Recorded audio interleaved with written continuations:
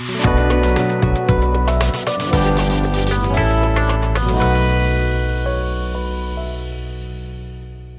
day, everybody, and welcome to yet another episode of Unleash with FTEM, Unleash with From the Expert's Mouth. And today we have a lot to unpack because we have a special guest with us who's none other than Rajjat Gulati. And he's been through a series of experiences, both from an education standpoint as well as a serial entrepreneur. And he's doing very exciting things in the fintech space right now. But let me not steal his thunder. So, Rajat, welcome to the show. Thank you. Thank you for having me. You're welcome, Rajat. And since there is a lot of experiences that you have been through, and our platform and this show particularly is about sharing experiences and helping people to derive insights from shared experiences. It will help the audience if you can tell a little bit about your background and your journey so far, and then we'll dive into the multiple threads of conversations that we have in store. Sure, except you guys are called From the Expert's Mouth. I don't think I'm an expert in anything, having been 30 different places for finite amount of time. But make of that what you will. Yeah. So on that note, just as a little bit of a detour, the way we use experts and the connotation that we have is everybody has something to learn from another's journey. So no matter where you are in life, and it doesn't matter if you are a CEO or if you are a student in ninth grade in school, even if you're a ninth grader in school, an eighth grader probably has something to learn from you, and you are an expert on that front. So Rajiv, I suspect when you were a ninth grader, some 10th graders also had something to learn from you. But okay. So it's a good thing that you call it FTEM, right? From the everybody's mouth also. So yeah, absolutely. Absolutely. Because everybody has something to learn and everybody has something to teach. Right. Yeah, with that disclaimer out of the way, right, let's get to your journey. In the nice sense of the word, I'm a Delhi boy, born and brought up. Did my undergrad here as well, so schooling and undergrad.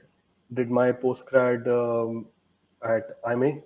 Went to work in Bombay at Castrol as a management trainee, started there.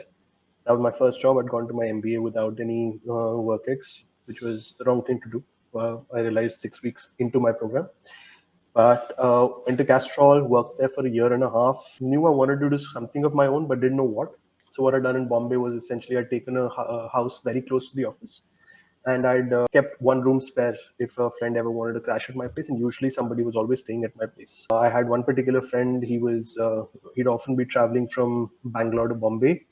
And at the time, he was trying to figure out something in F&B. He was actually in Bombay at the time to figure out a franchise for one of the bigger chains in Bombay.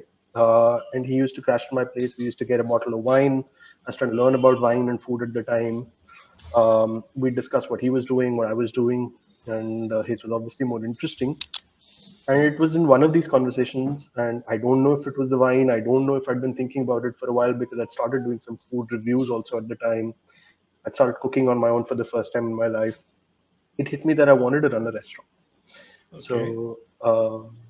So went and gave in my resignation the next day, called in my folks, said, I'm going to come back to Delhi. I want to run a restaurant. And my parents are like, they used to it by now. Okay, I've done this before, even earlier.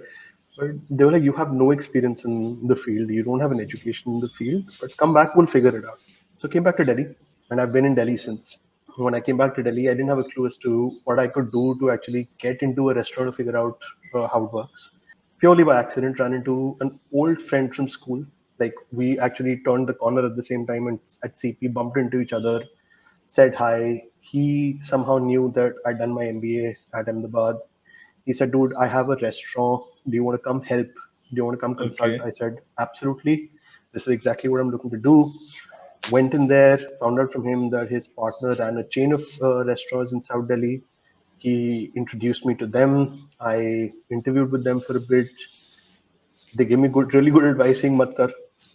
And I was like, no, I'm insistent. I have to do this. And they're like, okay. So we have, in South Delhi, they had 7 or 8 restaurants at the time. They said across them, you can spend a few months, learn what you have to learn.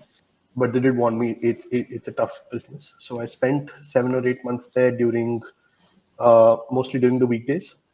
And over the weekends, because I needed to have something to pay my bills, I went to teach. And The only thing I thought I could teach was essentially cat prep.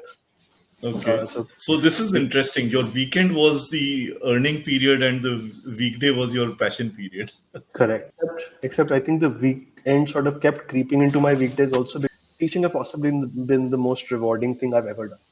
But Yeah. given that we know that, say, primary education or even actually elementary education has a 14-time reward on investment, it's a perfect scenario for the government to invest in this, right? Because these are public goods.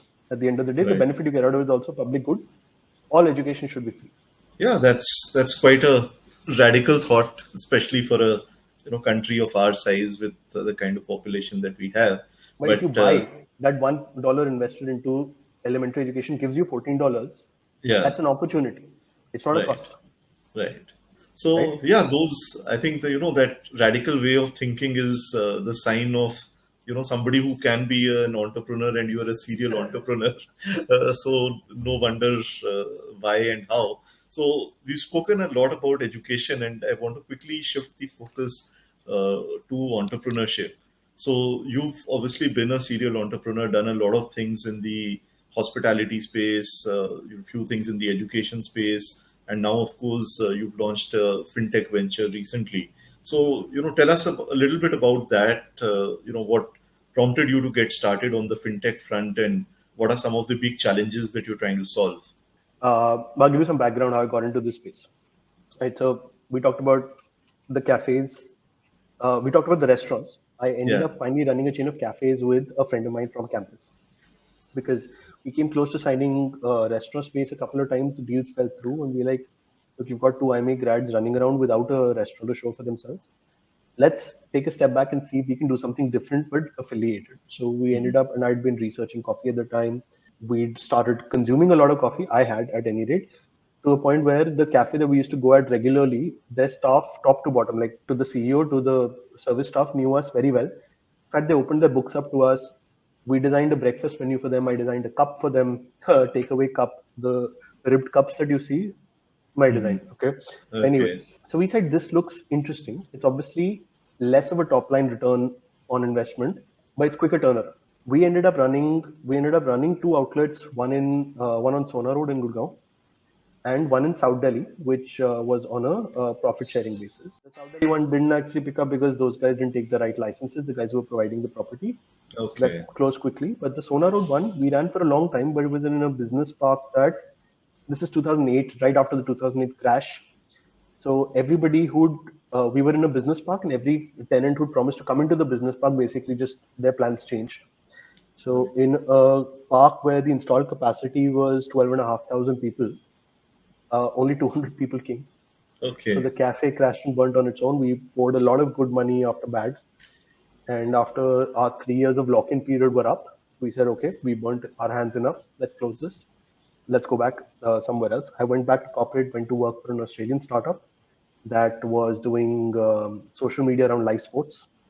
That was very Okay. interesting. That was Steve Wall's company here in India. Okay. I was there for 2 years. Good fun. Then they shuttered their India operations. I seem to have this magic touch. Then I was introduced to the people at Merit Nation. Right. And at the time, Merit Nation was the leading ed tech platform in India. I went to interview for a marketing role, but the CEO, the HR, and the CEO met me and said, what we want you to do is actually, we are a web only service. We don't have a mobile existence. So give us a mobile platform and figure out what other streams of revenue we can do. So that was a lot of fun. 3.5 years at Merit Nation as head of product and new business. Then I got invited by this German conglomerate to head their India arm for their consulting division. So this was very niche India entry strategies, mostly for German clients. So whether you wanted to do an acquisition here, whether you wanted to set up a greenfield production unit here, we used to do that. Very, very niche, very, very hard work. Right, the hardest work I've ever done. I had a very exacting MD who's a good friend also. The days were very tense, but it was very rewarding work, and I learned a lot. So I'm very grateful for that experience. But during this time, I started doing some consulting on the side for startups. As an IM grad, you get invited to a lot of these fora where you meet a lot of startups, either as a mentor, as a judge, etc. So I met a bunch of these startups, and they got back in touch with me, said, we liked some of the ideas that you gave. Would you want to help? And Mm-hmm. I was very happy to do it. And I was doing it pro bono for a while. And I realized that I had a choice. I could either invest 12 to 16 hours a day into helping, say, a $500 million company get another $100 million here in India, Mm-hmm. which is what I was doing at my consulting job. Or I could do a 0 to 1 sort of business with a bunch of startups. And I've always measured my utility by the impact I have on the ground. Mm-hmm. So I said it's a no-brainer. I should be doing the 0 1 thing. So I quit my job and became a full-time startup consultant. As a Okay. one man shop, focusing on product and go-to-market. Those are the things that I thought I need. Work with a bunch of startups. One of my first clients was introduced through a common friend, a mutual friend. She introduced me to, who's now my co-founder, so introduced me to Rohit and said, I think you guys should meet. So she was very prescient. So shout out to Roshi. So thank you very much. What Rohit was doing at the time, he was actually running India's largest merchant aggregator for banks and credit cards. So you Mm-hmm. walk into a restaurant that says 15% discount for so-and-so card holders. He was 70% of that market. Okay. But it's a servicing business, so it's a 1.5% on the top line sort of business. And he'd spent 11 years, at that time he spent about 6 years working with every bank, every network. He had relationships everywhere. And he had a lot of trust and respect in the space. So in fact, a lot of people, he was the most expensive operator also because he did quality work. A lot of people would come to him, see how expensive their services were, would go to another operator, and then would come back to him and say, okay, fix what they did. So it Right. got to that point. So Rohit been looking for somebody like me. So when we got introduced, Rohit said, look, we've built a business that has all the foundations, all the foundational stuff for building something much bigger. But we're a service business right now. We need to turn into a product tech business. Mm-hmm. He just signed on with NPCI as a customer at the time. So he knew that digital payments was going to be big. Rohit became one of my clients at the time. And I had a few other clients, and over the 3.5, 4 years that I was a consultant, I had maybe 30 different clients. And so lots of fun. I kept coming back to Rohit and seeing that the opportunity was there, but without a significant pivot, this Mm-hmm. wasn't going to be significantly different from what he'd been building. Right. So, in fact, what had happened in 2018, I think, was we figured out that beyond a certain level, in say, if you arrange the cities in India in order of say population, Mm-hmm. then say by the 60th or 65th city, once you go beyond that, the presence of digital payment options, even offline, disappears. Mm-hmm. So there's very little Paytm Okay. presence there. There's very little Mm-hmm. anybody's presence there. We said, okay, if you're going to push payments, digital payments, then you need to create offline use cases because 70% of payments at the time was just P2P, right? Mm-hmm. People were transferring money to each other. So, but we said, who has the incentive of actually pushing payments in the offline space in tier 2, tier 3, tier 4 towns? Mm-hmm. It's not going to be the private company. It's too expensive. So it has to be the banks. And we at the time had a field force that was distributed across the country. So we used to acquire merchants in about 110 cities at the time. So Mm-hmm. we said we have a field force. These guys can be trained to actually place QR codes at the merchant site. And Right. we'd love to do this for the banks. Mm-hmm. So we went to the banks and said, look, here's a way for you to get your QR codes with every merchant. You actually make money on QR codes on UPI through your MDR, which is the Mm-hmm. merchant discount rate that the buyer pays extra. We said we'd do it for free. So Right. we want a share of the MDR. We signed up 4 banks. And my God, if the deal had gone through, I'd have retired by now, right? Somewhere in the Caymans. But the MOUs we signed in October, and in November, the government of India basically removed the MDR on UPI. So the bank's like, okay, now we don't make money. We don't want to place QR codes. Right. So that removed the incentive on everything in the digital payment space. Okay. So we took a big hit at the time. And for about 6 months, I think we sort of went into our own caves, came back out and said, okay, the opportunity we had was to actually move the needle on digital payments. So we know that we want to do something that will actually move the needle on the ground. But we can't do it at the at the commercial side of it, what the banks were doing. Let's go to the Right. consumer side of it. So we said we don't know what the problems are at the consumer side. Let's go talk to the banks. Let's go talk to the consumers. Let's go talk to the tech providers, service providers. So about 2 years, we basically went and spoke to every bank CMD we knew, every product manager we knew with the banks. We went and spoke to a bunch of merchants, a bunch of customers. We sat with NPCI regularly to figure out what was happening, what wasn't. We sat with the data that they shared publicly. Every bank kept saying the same thing to us over and over again. We didn't understand what it meant at the time. Every bank said, we want to be Paytm. Right. I mean, look, every bank is going to want to say that because Paytm is where the value is, right? Paytm is where people are actually doing their transactions. Those are the kind of platforms that actually gather data about the customer that banks don't have access. But how is a bank ever going to be Paytm? Right? By law, you're not allowed to do commerce. You're not allowed to do anything like that. So this is very pie in the sky talk. That's what we kept thinking. Then we realized that the principal money most banks earn is on loans, right? Right. The next source of income is actually on the usage of their payment instruments, credit cards, debit cards, even on UPI, right? Even on UPI RuPay, they make money when people make payments to them. Now, the more transactions people do, the more payments, the more money banks make. But if you're a bank, then as a retail bank, the service that you give the customer is actually just 3 products. One of them is a compliance product, which is your savings bank. Okay? Right. You have to park the money somewhere. Yeah. But the other 2 are actually zero frequency products, which are your FDs and your loans. You don't actually use your cards for any of those, right? So the banks don't offer any opportunity for the customers to actually pay with their cards. Those opportunities need to be created with third parties. So let's take an example. One of them is, say, HDFC Smart Buy, right? Now, HDFC Smart Buy, if I ask you, do you have an HDFC account? Yeah. So do you use Smart Buy? No. Okay. Do you know who Smart Buy belongs to? Well, I don't know, but it would be HDFC probably. Correct. So HDFC is not allowed to do commerce as a bank. Right. So HDFC Smart Buy is not an HDFC product. Okay. It's run by a third party. Okay, but it's a co-branded product. It's a co-branded product, but it's offered by a third party. And in fact, the RBI had HDFC put up a very big disclaimer when you log on the first time that HDFC only provides payment gateway services here and brings the offers. We don't own the business. We're not offering anything. Right. Right.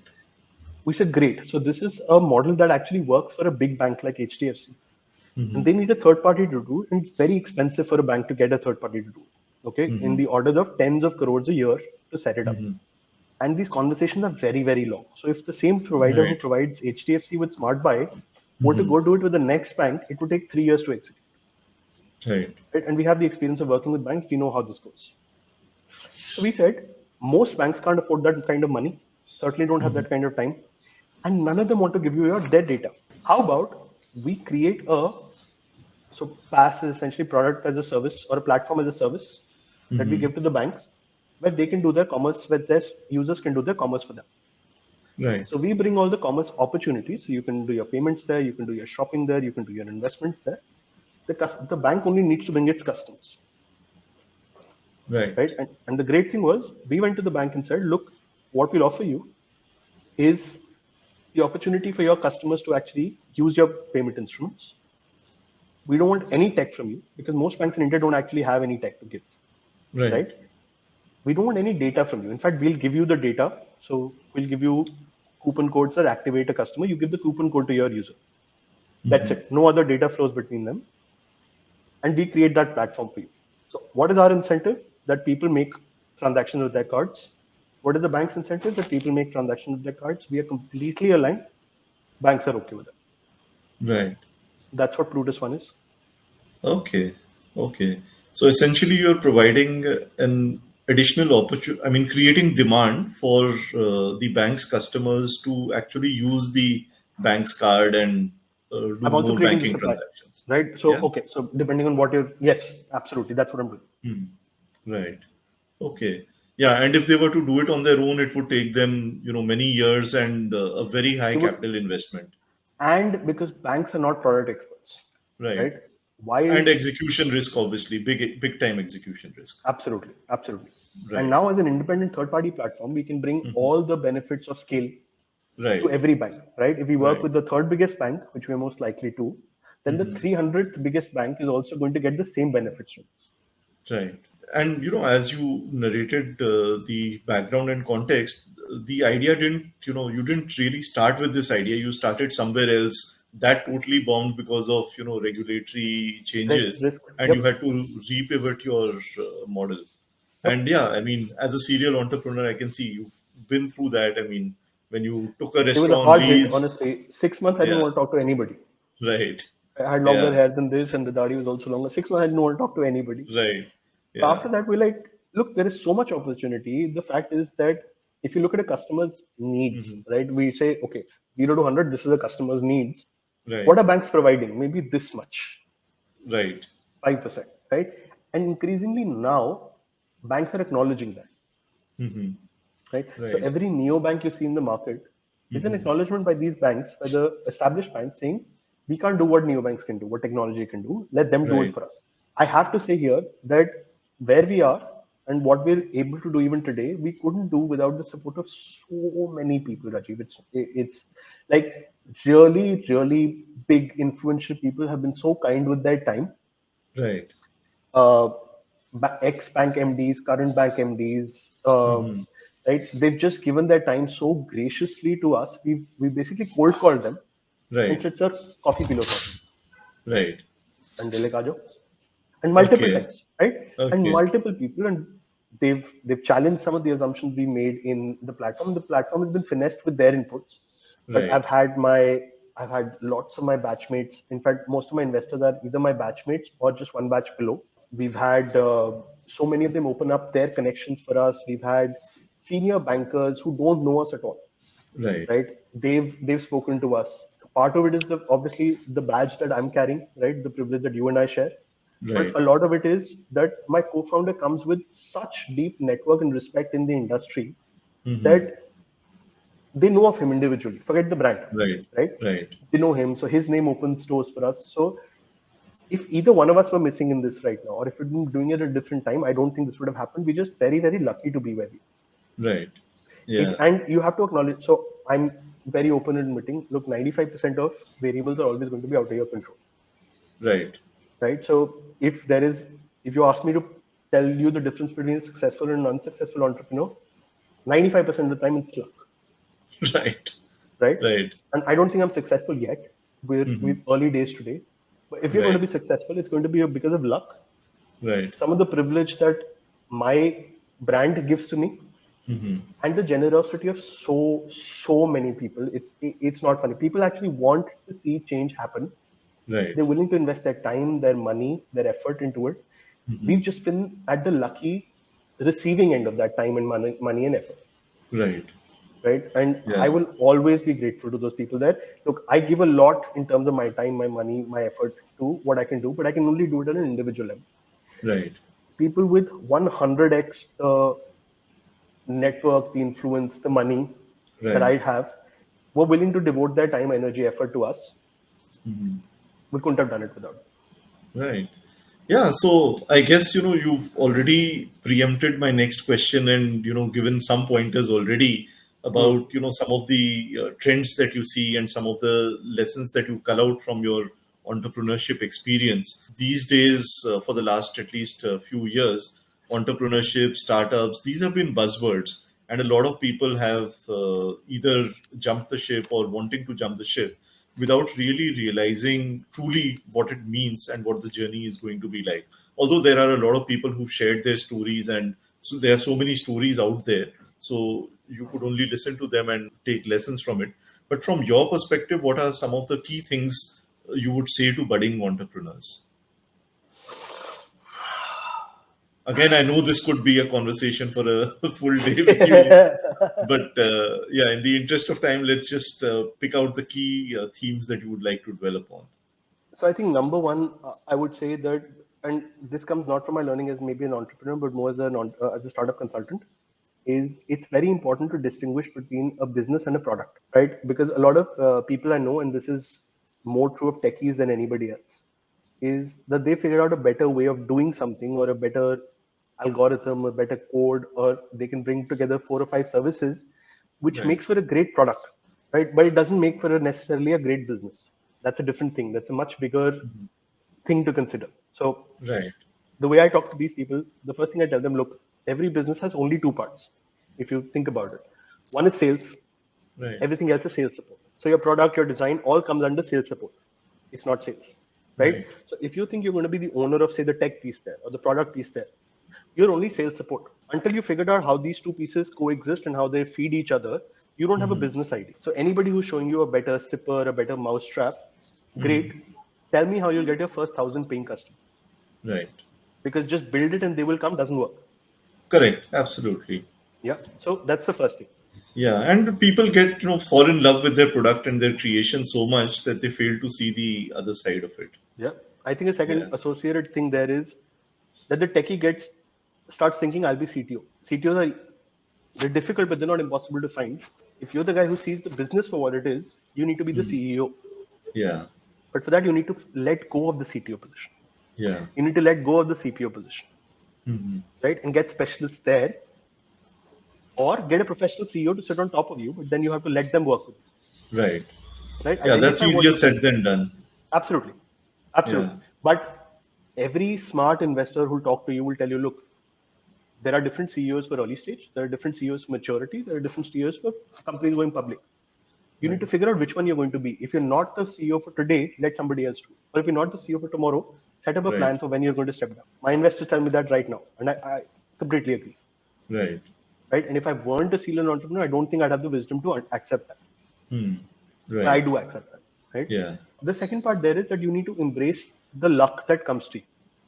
Right. Unless you increase your surface area to the world, you're not going to be able to receive. Right. So what most people don't realize is that yes, building product is integral part. Yes, doing sales is an integral part. But other stuff that are actual levers in business, fundraising is a strategic lever. Right? You need to have specialists doing your fundraising, specialists leading your fundraising.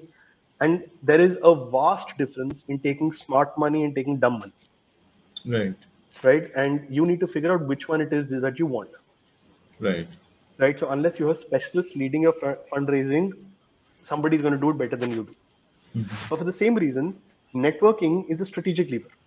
Right. Right. Who you get in front of, whether or not you want something from them today. Right. It could be 5 years down the line, 3 years down the line, 6 years down the line. They could introduce you to somebody else. It doesn't matter. The more these collisions that you create, the more that something interesting will come out. An introverted entrepreneur is a contradiction in terms. Right. So even if you are an introvert, get over yourself. It's a skill that you need to learn. Right? There are always exceptions to the rule. But these are all things that if somebody can beat you at, they will beat you. So you need to upskill in all of them. Right. So I think being an entrepreneur is the single biggest upskilling project that you can take up personally. Absolutely, upskill. Yeah. Don't crib about what somebody is doing better than you. Nobody cares. But the world is it's a place of opportunity also. Make yourself available to the world. Put yourself out there, go to the events, sign up for meetups, go talk to people, discuss your ideas. Don't protect it like no idea survives execution. Right? So don't treat an idea like it's $1 million thing. It's not. Right. Any idea you can come up, I probably heard, forget about investors who are bigger than I. Right. Right? Nobody cares about the idea. It's the execution that's important. It's something to wrap around your head because, on the one hand, luck plays an important role. But on the other hand, if you just keep sitting and waiting for luck to play its role, it won't happen. So you have to So increase your be surface out area, there, right? Absolutely. Increase the surface area. That's an important takeaway, I'm sure, for a lot of people out there. And especially people who come from, let's say, one functional background or a unidimensional experience. So they may be good marketeers or they may be good, techies, they may be good at products, whatever it may be. As an entrepreneur, you have to also increase your surface area across multiple domains. Correct. Because, without that, you cannot really build something big. And in fact, while I was a startup consultant, right, the discord in my head always was, I keep advising people build better teams around yourself. Right. And I was working as a one-man show. And eventually I got tired of that. I'm saying you're not taking your own advice. Right? So if you go to my LinkedIn, my header is actually says success is a team sport. Just build a superstar team around yourself, whether it's your marketing guy, your sales guy, your product guy, your tech guy, your fundraising guy, your policy guy, doesn't matter. Build that team. Right. Right? It could be an internal team, it could be an external team, it could be an extended team like that also.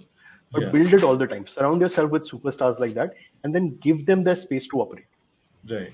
Give them the equity, give them the incentives. Who cares about it that you're getting only 10% of a large pie as long as it's large enough for everybody? Right. 100% of zero is still zero. Yeah. Right. Correct.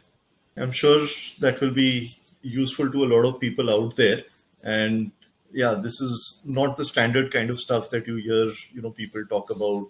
I think we've really peeled the layers and gone further down into what really are the fundamental factors, driving forces that make it succeed. And I can't help but repeat one of the things you said. Idea anybody can have, but at the end of the day, success is really predicated upon your execution. So you have to grunt it out. That's the only way to build a successful organization, right? So thanks a lot, Rajat, for those words of wisdom, and you are hereby certified as an expert on from the expert's mouth, courtesy whatever you shared with us and our Thank you. audience I'll send you today. my address. You can send me the certificate. It's all digital, so yeah, we'll send it to you over email or WhatsApp. And for Wonderful. the audience, we'll convert and cull out the important aspects of this discussion and put it up in a post, so you can check the comments in the description below and link through to the post. And do subscribe to the channel, and there are lots of such fascinating discussions we've had on Unleash with FTM, and we promise to bring you more. And with that, Rajat, thanks once again for your time. Thank you for having me again. You're Thank doing great you. work with FTM. All the best. Thanks, Rajat.